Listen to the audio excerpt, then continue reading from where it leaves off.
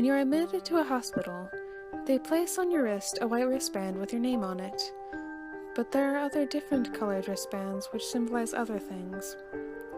The red wristbands are placed on dead people. There was a surgeon who worked on night shift in a school hospital. He had just finished an operation and was on his way down to the basement. He opened the elevator, and there was just one other person there. He casually chatted with the woman while the elevator descended. When the elevator door opened, another woman was about to enter when the doctor slammed the close button and punched the button to the highest floor. Surprised, the woman reprimanded the doctor for being rude and asked why he did not let the other woman in. The doctor said, "That was the woman I just operated on.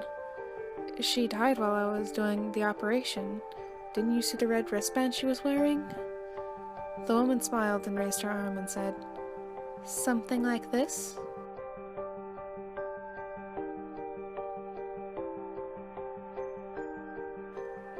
There was a slight stench of dried blood in the air. The doctor froze, paralyzed by fear. He could feel the beads of sweat slowly trickle down his face. He tried to open the elevator doors, but the lights flashed out. The only thing he could see was the red wristband and their patient's bright red eyes. There was a sudden snapping sound, and the elevator started to freefall.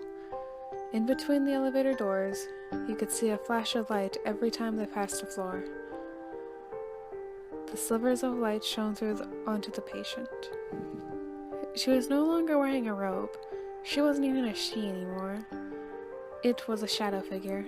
It started to crack and creak as it moved towards the doctor. He was trapped in the corner, nowhere to run, no one to hear him scream. The figure got closer with every flash of light. The doctor looked away and never looked back. But at the last moment, the elevator came to an abrupt stop. The lights were still out, but he could feel the shadowy figure breathing on him. He slowly turned his head, and as soon as he locked his eyes with the empty red ones of the figure, he blacked out. He woke up in a daze, lying on a hospital bed, wearing blue robes. He looked around frantically. Why was he in a bed? How did he get out of the elevator? The nurse was writing some notes down on a clipboard. She looked up and noticed he was awake. "Oh, you're awake. Good." He could barely speak. With all his might, he spat out, "What happened?" She pulled a couple of papers out of a folder and read, "Well, some workers found you knocked out in the elevator. No permanent damage, just a heat stroke. You'll be fine, don't worry." The doctor let out a sigh of relief. It was all just a dream. Nothing had happened at all. The nurse put the papers back in the folder, but stopped immediately as she looked at him. Her eyes bulged out of her head. She slowly stepped backward out of the room. She ran down the hall, slamming the door behind her.